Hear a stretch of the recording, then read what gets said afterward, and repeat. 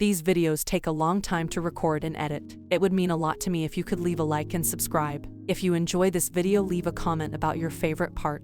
It will get pinned and hearted. Now let's get into the story. Mama, why are we out here in the forest? The little Uchiha girl asked as she walked next to her mother. In response to her honest question, her mother smiled down at her and poked her forehead before continuing to walk in silence. The poke eased her nerves slightly, but the young girl still sighed in defeat, submitting to the fact she wasn't going to be getting any information out of her mother until they reached their destination, wherever that may be. Today was clearly going to be a drag. It had already started strangely with her parents waking her up earlier than usual only to then inform her she was staying home from the academy today, after coming to grips with her loss of sleep for apparently no reason.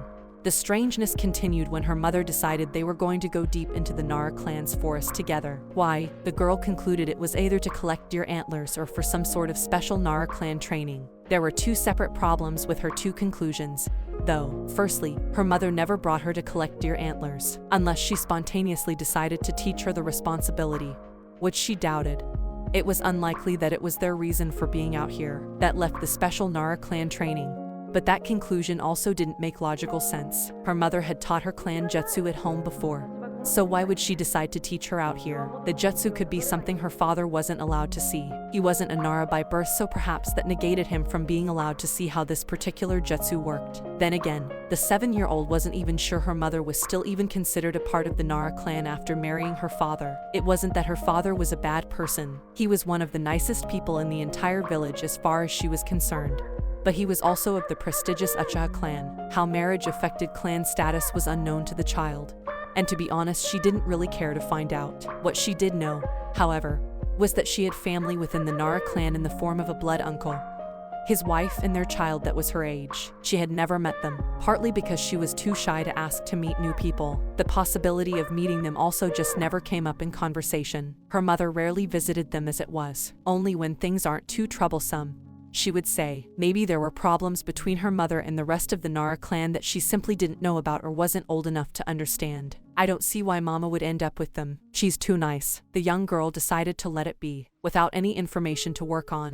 Thinking too hard about the subject would lead her to dead end after dead end. Clan politics were just too troublesome. She twirled a few strands of her long, wild blue hair around her finger as they walked and let her thoughts wander to what her father was doing right now. When she had asked him what was going on, he had given her his loving smile and told her she would understand the point of why she had to come out here one day. His onyx eyes had been abnormally saddened behind his smile, but the young girl didn't push any further on the subject. Silently, though, she wondered if something bad was going on. A few weeks passed. She noticed the same look in her cousin's eyes when he was hanging out with his friends, but he had easily switched the subject on her. The change of subject was done smoothly and might have fooled anyone else, but she had noticed it from a mile away. She chose not to call him on it, despite her age. She knew that sometimes adults had to keep secrets for the safety of others. Whatever he decided not to tell her must have fallen into that category, otherwise she was certain he would have told her. They had made a promise to each other to never lie, and they kept their promises no matter what. He was still out on a mission right now and wasn't going to be back for a while.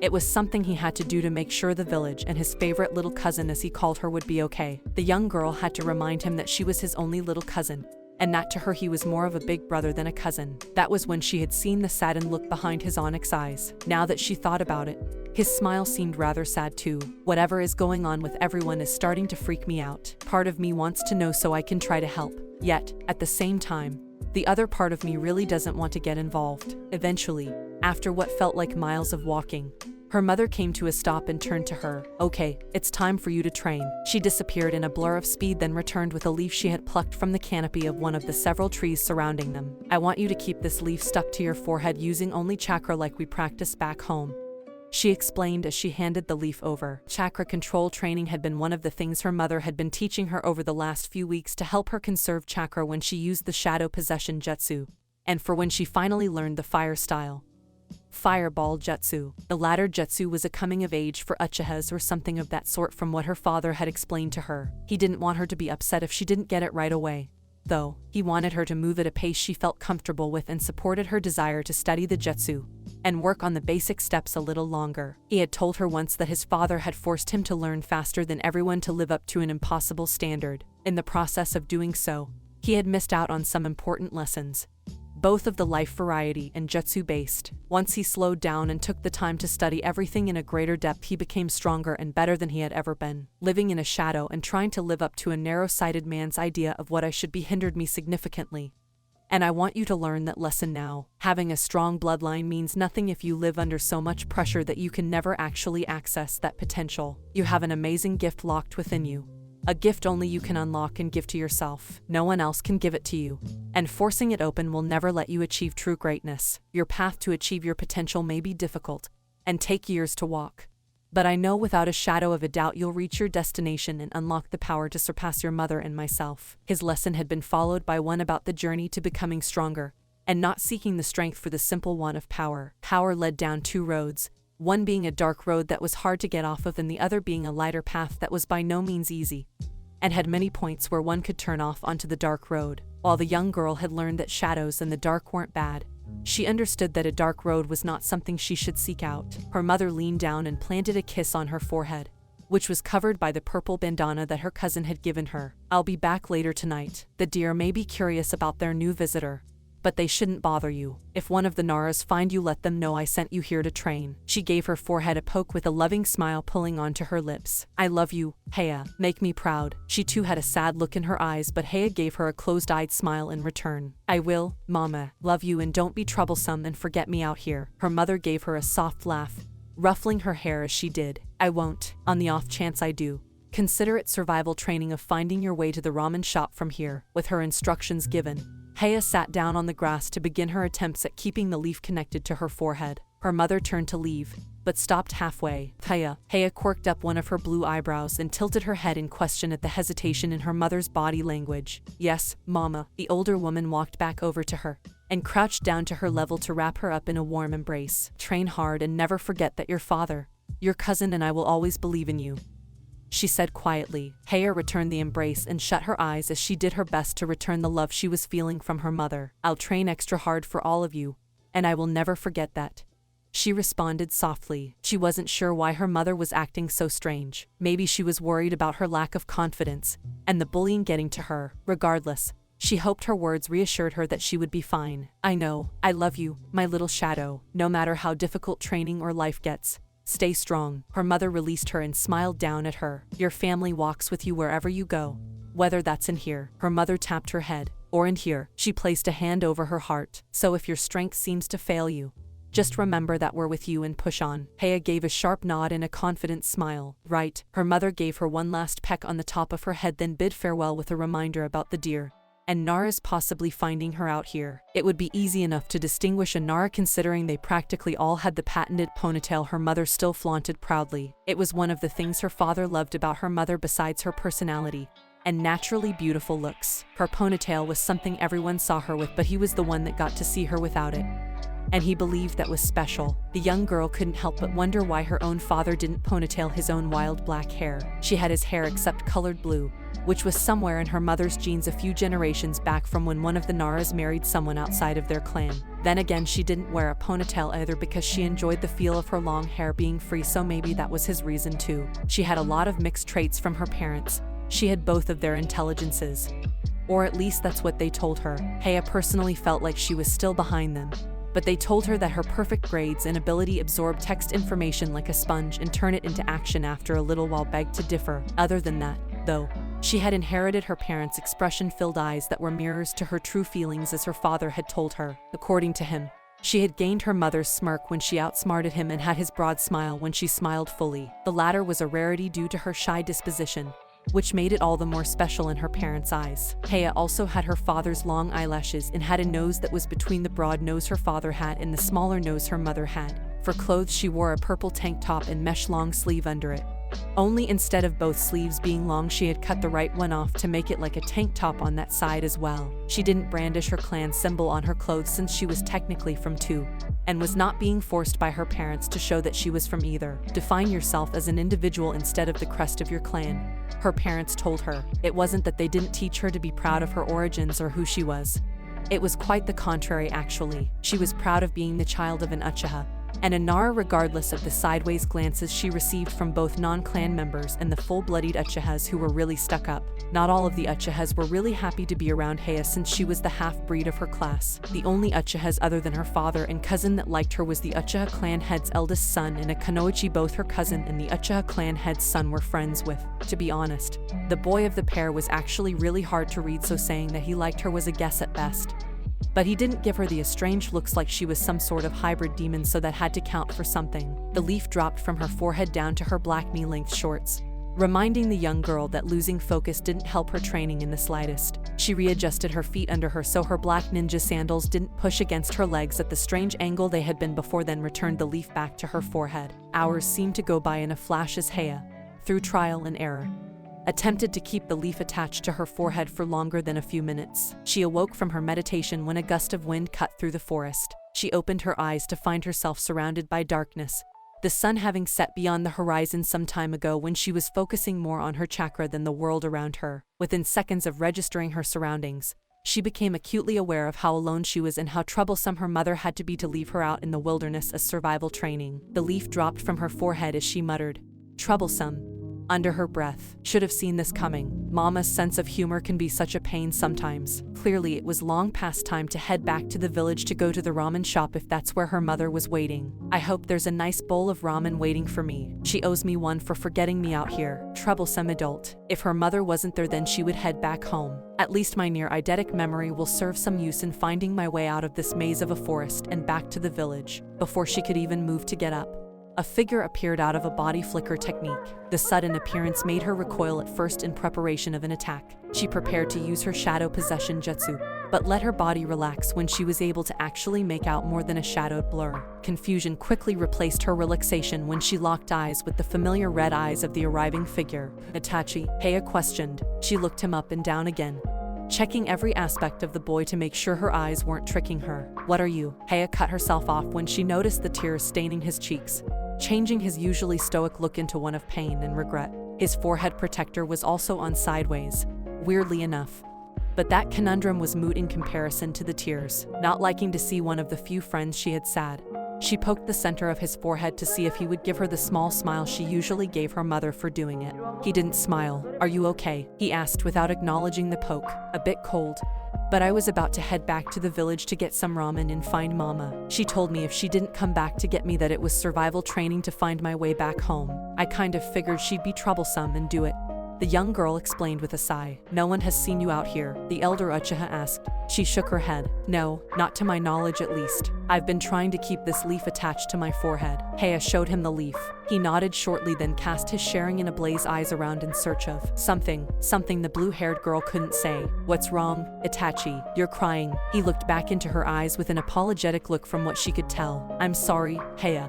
Everything suddenly went black as she was cast into a state of unaware limbo. Within her mind, however, everything she knew, everyone she loved and cared for began disappearing like they never existed. The final thing she heard was her cousin's voice in what felt like a memory being given to her. "Heya, you're going to have to make your own way from here on out, forgetting everything and everyone you know until the time is right. I won't lie. It will be a hard road, one that will come with the responsibility your heritage entitles, and a lot of pain I wish you didn't have to suffer through." He took a steady breath before continuing. "I'm sorry I can't be there with you on this path and watch after you like the big brother you considered me. One day I hope you can forgive me for that. But I know you'll stay strong and never back down. If there is one thing I can give you to remember about yourself, it's this. Heya Uchiha doesn't give up no matter what. She stands strong against any storm and carries the very best of her family and clans on within her heart. I love you with all my heart, little cousin." The voice faded away and left the young girl floating within the dark limbo of unconsciousness. It wasn't until she felt someone flick her forehead that her eyes shot open. "Hey, look who's finally awake. Ryu, check it out. I told you it would work," a messy brown-haired boy called, turning away from her immediate personal space to face whoever he was talking to. "Kasai, I didn't say it wouldn't work. I told you not to do it," a calmer voice scolded back. A million questions were in the girl's tongue. She didn't know where she was, who this boy was, why she felt so disoriented, or what her own name was. The mysterious brown-haired boy named Kasai smiled a large smile regardless of the scolding he received. "Yeah, but she's awake. That's what counts." There was a sigh and suddenly another boy approached her.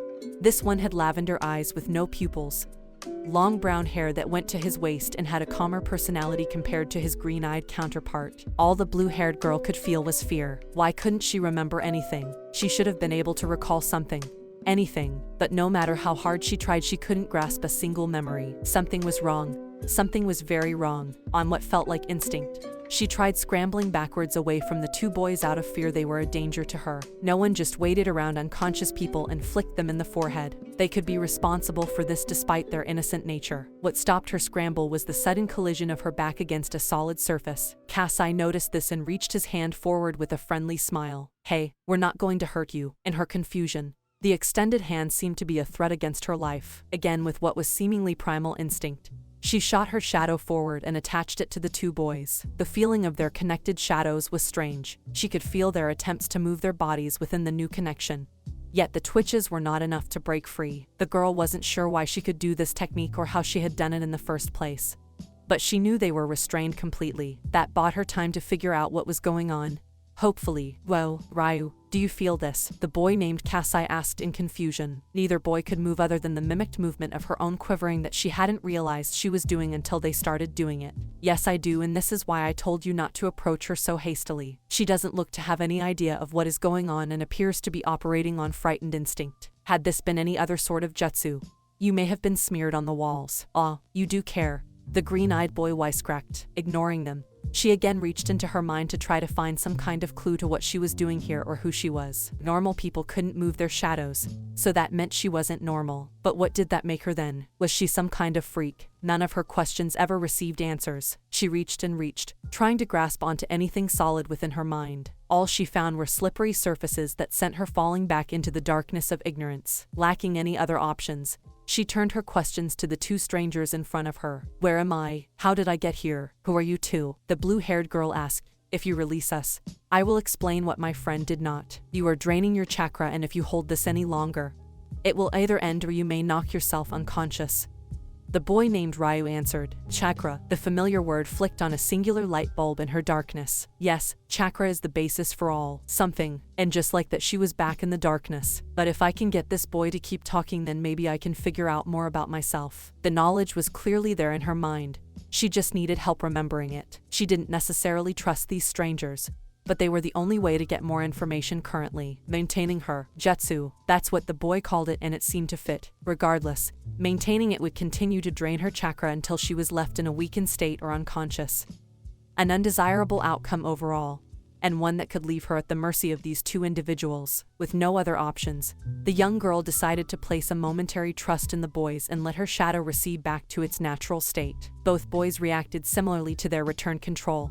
They shook their limbs a bit and bounced on their toes to confirm their control before sitting down at a few feet away from her with looks of passiveness and bewilderment on their faces. "Where would you like to start? The where or the who?" Ryu asked. "Where? You are in an orphanage in the Land of Fire on the edge of the Hidden Leaf Village, which is also known as Konoha," the lavender-eyed boy answered. Kasai nodded next to him and let his bright smile return. It almost looked like it was impossible for him to lose it, and that made her feel just a bit more comfortable. "Yep, that's where we are. But how you got here is unknown to all of us here. One moment we were all asleep. The next our caretaker woke us up because he found you mysteriously unconscious on our doorstep." It sounded ridiculous. One did not simply appear on a doorstep in the middle of the night. But there seemed to be no other explanation possible. She examined them for a brief moment, trying to gauge their honesty. But their eyes revealed that they weren't lying. "As for who we are, I am Ryu, once of the Hyuga clan in Konoha. Or so I'm told." "Your eyes are kind of famous, Ryu," Kasai added. "Yes, well, I'm sorry I never grew up in the village or among my clan," Ryu responded curtly. "Sounds like a tender subject." He then motioned to his partner. "This is Kasai. He's our village idiot in the orphanage. Just not a complete moron in terms of real knowledge." The green-eyed boy frowned for a moment at the village idiot comment only to start smiling again. "Ryu, you gave me a compliment." He hugged the boy with one arm. "I am so happy. Our friendship is finally growing." These two were definitely quite the pair. And the blue-haired girl found herself trying to stifle her laugh at the partially irritated look Ryu gave Kasai. Her stifled laugh only fueled the green-eyed boy's musing. He spared her a happy glance before continuing. Next thing you know, we'll start writing each other love letters and sitting next to each other at dinner so we can share our meals and oh. Ryu jabbed him in the side to shut him up, but the boy continued smiling while the blue-haired girl began giggling to herself. Aw, come on Ryu, look, he motioned to her. I got her laughing and you had to go ruin it. Ryu shook his head and pinched the bridge of his nose like he had had this argument before.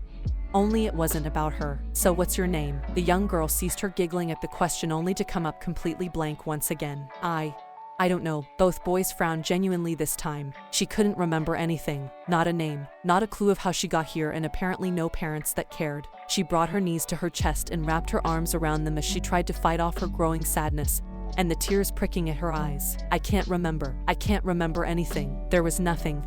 It was all black. She could remember being lost. Cold and unbearably lonely, but nothing else. It was like she was being told to seek something other than that. To find her own path and to find new people to call family. Family, the word hit the girl hard. Someone had to have cared for her. She didn't just suddenly wake up in a child's body. She had to have had a family once. So, did that mean she was abandoned like trash at a young age? Had her parents never given a damn about her and decided she was a worthless waste of space? The thought made her feel pathetic, like she was some sort of disease that nobody wanted around. In that case, we'll give you one. Any ideas, Ryu? Kasai asked. You're the one who offered. Shouldn't you have a name? The lavender-eyed boy questioned in return. I figured you'd have something up in that genius head of yours. Ryu brought his hand to his chin and thought. A few silent moments passed before he finally dropped his hand. Amararisu, Hanakatoba. The language of flowers, Kasai said thoughtfully. The blue-haired girl made a confused noise at his statement. It's an old tradition in which flowers were given meanings and were used to convey feelings or other things without speaking.